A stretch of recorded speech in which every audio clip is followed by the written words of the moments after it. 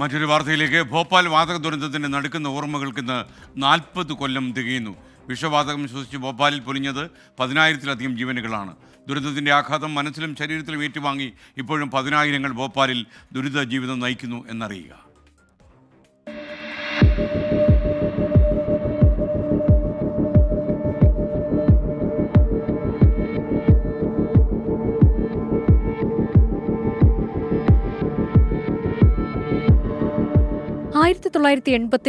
December 2 സമയം രാത്രി 9 മണി. ഭോപ്പാൽ ആലസ്യത്തിലേക്ക് വീണു തുടങ്ങിയിരുന്നു. പെട്ടെന്നാണ് ആളുകളുടെ കണ്ണുകൾ നീറാനും ശരീരം തളരാനും തുടങ്ങിയത്. വരാനിരിക്കുന്നത് വലിയ ദുരന്തമാണെന്ന് ആ നീറ്റലിൽ പുകഞ്ഞവർക്ക് ആദ്യം മനസ്സിലായില്ല.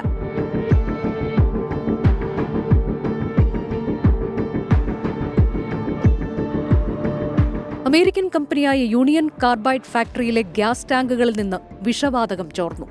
അസ്വസ്ഥത സഹിക്കവയ്യാതെ മനുഷ്യർ തെരുവുകളിലേക്ക് ഇറങ്ങി ഓടി. 100 പേർ തെരുവിൽ മരിച്ചു വീണു.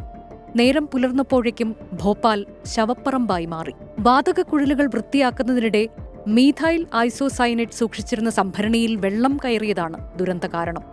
സംഭരണിയിൽ നിന്ന് വിഷവാതകം അന്തരീക്ഷത്തിലേക്ക് വ്യാപിച്ചു. 3,787 പേർ മരിച്ചുവെന്നാണ് സർക്കാർ കണക്ക്. എന്നാൽ മരണസംഖ്യ 10,000 കടന്നിരുന്നുവെന്നാണ് അനൌദ്യോഗിക വിവരം.